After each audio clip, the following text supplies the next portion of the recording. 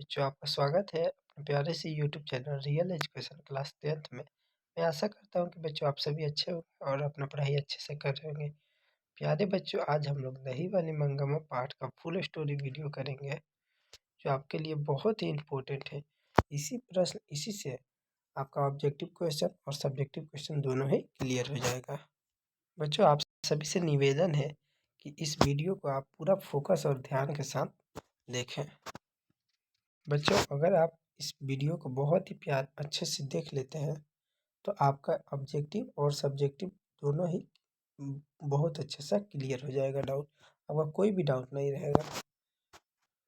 बच्चों, अगर आप अभी तक लाइक नहीं किए होंगे इस वीडियो को तो प्लीज़ एक लाइक कर दीजिए। आप अगर चैनल पर नए हैं तो चैनल को भी सब्सक्राइब कर दीजिए। अब हम बिना देर किए वीडियो को स्टार्ट करते हैं। आज हम लोग पढ़ेंगे दही वाली मंगम्मा कहानी का फुल स्टोरी वीडियो। तो इसमें लिखा है, दही वाली मंगम्मा। यह कहानी मंगम्मा की है, जो कि अलौर के वेंकटपुर गांव की रहने वाली थी। वह वेंकटपुर के बारे में बाड़ी जानकर दही बेचती थी। उस गांव में एक माजी थी जिससे वह घुल मिलकर रहती थी। अच्छी तरीके के एक दिन मंगम्मा दही बेचने गई तो आवाज़ लगाई कि माजी दही ले लो। माजी माजी किसी काम में बिजी थी। तभी उनका बेटा आकर दही ले लेता है तो मंगम्मा बोलती है कि जाकर माजी को जल्दी भेजो, मुझे कुछ काम है। तो माजी आती है तो मंगम्मा बोलती है कि माजी, आपका बेटा तो समझदार है, कुछ बातें करती है माजी से मंगम्मा। उसके बाद जब मंगम्मा के पास टाइम रहता है तो उसके पास पान सुपारी खाती है और अपना दुख सुख बात करती है। फिर उसके बाद अपने घर चली जाती है। बच्चों, इस लाइन का मतलब है कि देखिए, यह कहानी मंगम्मा की है, जो अलौर गांव की वेंकटपुर में रहने वाली एक महिला है, जो क्या करती है, दही बेचते जाती है। और एक माजी रहती है, उनके गांव में दही बेचती है। तो एक दिन मंगम्मा को माजी से कोई काम था तो वह माजी माजी कह के बुलाती है, पर माजी कोई काम में बिजी थी तो वो अपने बेटे को दही लेने के लिए भेज देती हैं। फिर बाद में मंगम्मा उनके बेटे से बोलती है कि माजी को भेज दीजिएगा।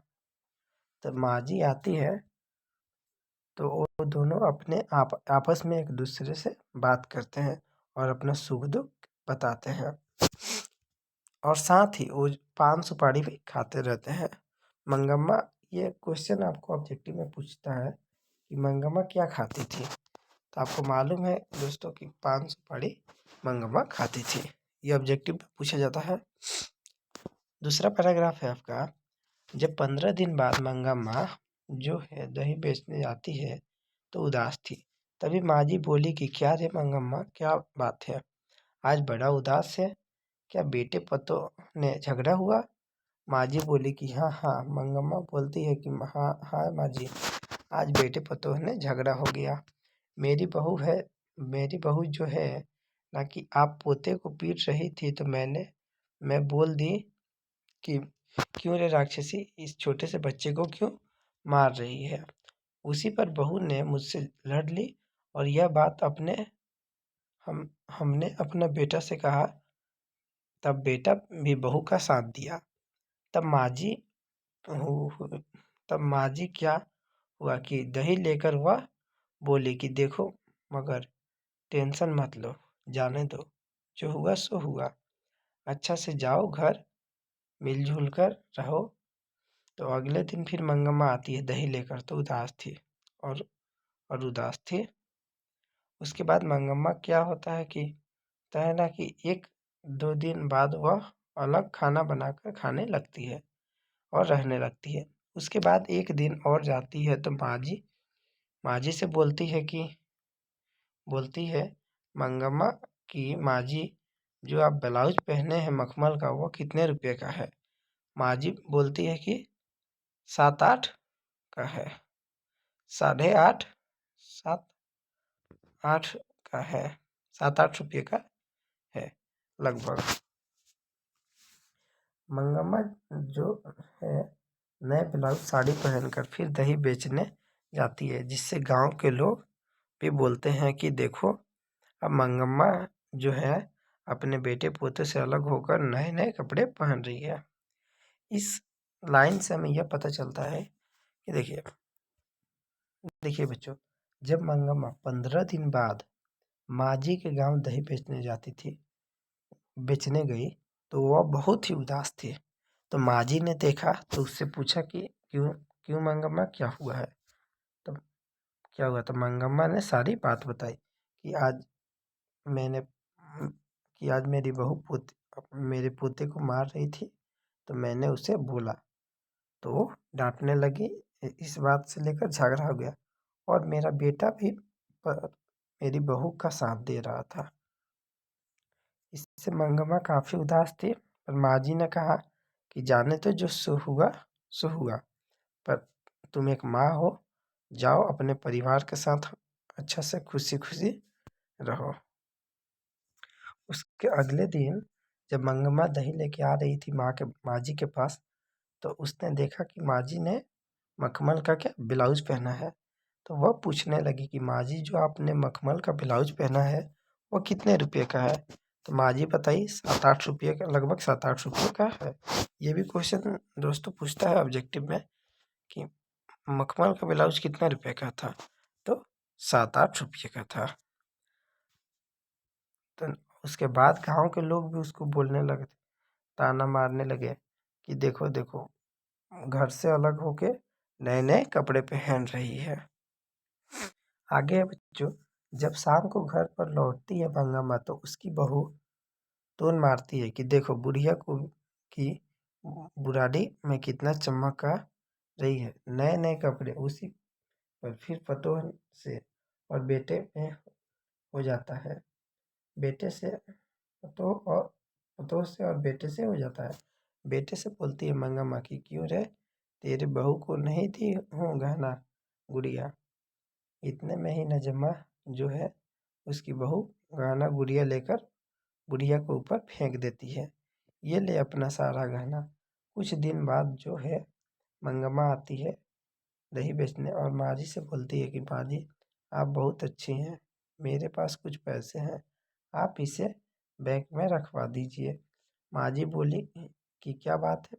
तो मंगम्मा बोलती है कि माँ जी, आज हम आ रहे थे गांव से तो उमराई कुआं के उमराई उमर अमराई के कुआं जो है उसी के पास मेरे गांव का एक जुआरी है जिसका नाम रंगप्पा है। वह मेरा हाथ पकड़ लिया था। दोस्तों, इस लाइन का मतलब यह है, जब शाम को मंगम्मा घर लौटती है तो उसकी बहू जो नजम्मा थी वो भी क्या करती है, ताना मारने लगती है कि देखो बुढ़िया क्या कर रही है, बुढ़िया ये मखमल का ब्लाउज पहन रही है, चमका रही है, चमक धमक नए नए कपड़ा पहन रही है, ऐसे करके ताने मार रही थी। तब मंगम्मा भी बोली कि क्यों, मैंने तेरे को गहने गुड़िया नहीं दिए हैं? तो उस पे और वो गुस्सा हो गई नजम्मा और वो क्या कर दी, पूरा जो भी गहना गुड़िया मिला था उसको वो फेंक दी। बाद में अगले दिन जब मंगम्मा दही बेचने जा रही थी तो माँ जी से बात की और बोली, माँ जी मेरे पास कुछ पैसे हैं, आप उसको क्या करा दीजिए, बैंक में रखवा दीजिए, क्योंकि मेरे पीछे एक क्या जुगाड़ी पड़ गया, मेरे गांव का जुगाड़ी है पड़ गया था जिसका नाम था रंगप्पा, जो मेरे को रास्ते में क्या किया था, पकड़ लिया था और पैसे के लिए पैसा मांग रहा था। बच्चों, ये भी क्वेश्चन आपसे पूछा जाता है कि मंगप्पा के गांव में कौन जुआरी रहता था? तो रंगप्पा, उसका नाम था रंगप्पा। आगे है, वो बोलने लगा कि मंगम्मा आजकल तुम जो खूब सज धज के आ रही हो कि मुझको तुम कुछ कर दोगे। तो मैंने उससे हाथ छुड़ाकर बोला कि मैं अपने घर वाले से पूछूंगा तो दूंगी दूंगी। आगे जो है सुकानपुर से मंगवा जो कुछ मिठाई लेकर आ रही थी, तभी कौआ है जो है उसका स्पर्श कर लेता है तो मंगम्मा बोलती है, हे भगवान, पता नहीं क्या होगा। अफसोस कि कुछ लोग कहते हैं कि कौवा स्पर्श हो जाता है तो दिन खराब होता है। जब मंगला जो है घर आई तो पोता उसके घर पर आ गया था। अपने माँ बाप को छोड़कर पोता बोल रहा था कि दादी माँ, मैं आपके ही पास रहूँगा, मैं अपने माँ पापा के पास नहीं जाऊँगा। तो मंगप्पा बहुत खुश थी कि चलो कम से कम यह बात बीते भर छुरा तो मुझे पहचान रहा है। मेरा जवान बेटा बहुत मुझे नहीं पहचाना, लेकिन यह पोता तो मुझे पहचान रहा है। अगले दिन सिर पर दही और गोद में बच्चा ले जा कठिन था। 3 मील की दूरी पर मंगम्मा को जो है दही और बच्चा कर ले जाना कठिन था। इसीलिए मंगम्मा जो है काम करती है कि उसके माँ के पास जाकर उस बच्चे को छोड़ देता है। फिर कुछ दिन बाद जो है बेटा और बहू आकर माँ को समझाता है कि माँ जी, मुझसे उस दिन गलती हो गया, मुझे माफ़ कर दो। फिर मंगम्मा नहीं समझती है तो गांव के भी बड़े बुजुर्ग लोग आकर समझाते हैं कि समझ जा जिससे मंगम्मा समझ जाती है और बहू बोलती है कि माँ जी, आज से आप घर में ही रहना, खाना बनाना, खाना दही बेचने का काम मैं करूँगी। तो एक दिन क्या होता है काम, तो इस लाइन का मतलब है कि मंगम्मा नहीं, रंगप्पा क्या बोल रहा था, उसका हाथ पकड़ लिया था मंगम्मा का और बोल रहा था कि तुम खूब सज धज के आ रही हो। और साथ ही वह मिठाई ली थी, तो पर उस मिठाई पर कौवा का नज़र पड़ गया। तो कौवा का नज़र भी खराब होता है, तो मंगम्मा बोलती है, भगवान, आज का दिन ही खराब होगा, क्योंकि कौवा का ध्यान पड़ने से भी दिन खराब होता है। और जब मंगम्मा दही बेचकर घर आई तो उसका पोता भी उसके पास आ गया और बोला, दादी दादी, मैं आप ही के पास रहूँगा, मम्मी पापा के पास नहीं जाऊँगा। तो मंगम्मा खुशी से बोली कि कम से कम मेरा पोता तो समझा, मेरे बेटे बहू नहीं समझे पर मेरा पोता मुझे तो समझा। बाद में जब मंगम्मा दही बेचने जाती थी तो दही को लेकर और बच्चे को ले जाना, ये बहुत ही उसके लिए समस्या बन गया था कि उतना दूर दही बेचने जाना और बच्चे को साथ ले जाना। तो बच्चे को गांव में ही छोड़ के चली जाती थी। बाद में कुछ दिन बाद मंगम्मा के बेटे और बहू उसके पास आए और बोले, माँ, मुझसे उस दिन गलती हो गई थी कि मुझे माफ़ कर दो, अब से ऐसे गलती नहीं होगी। पर मंगम्मा नहीं समझे। तो फिर गांव के बड़े बुजुर्ग ने आके मंगम्मा को समझाया। फिर मंगम्मा क्या हुई, समझ गई। तो फिर नजम्मा बोली कि माँ जी, आपसे अब से आप घर में ही रहना, खाना बनाने का काम, दही बेचने का काम मैं करूँगी। तो मंगम्मा खुश हुई बहुत।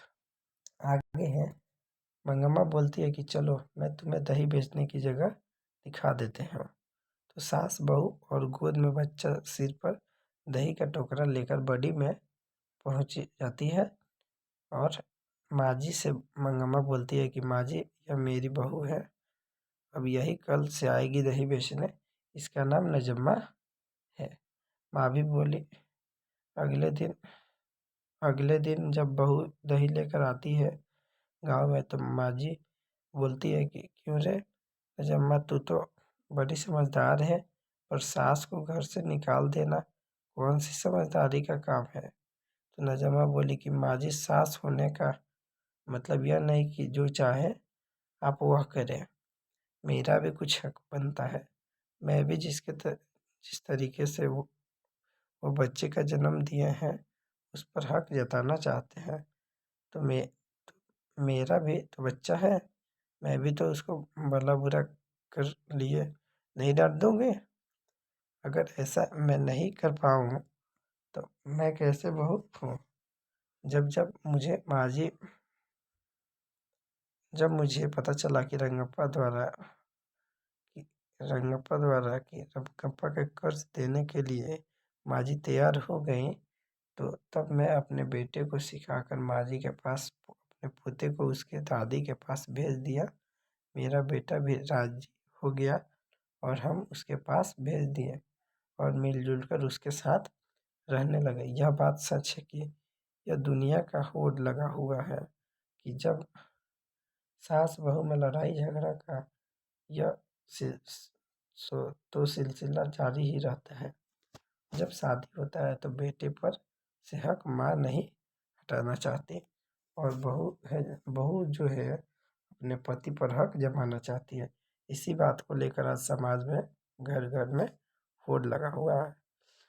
देखिए बच्चों, इसका मतलब है, पहला लाइन ये है कि अब तो मंगम्मा की जगह पे उसकी बहू नजम्मा क्या करती है, दही बेचने जाती है। तो नजम्मा एक दिन जब दही बेचने गई तो माँ जी ने उससे बोला कि क्यों रे नजम्मा, ये कौन सा बात हुआ कि माँ जी से तू झगड़ा कर ली, ये सब मतलब उल्टा पुल्टा काम किए।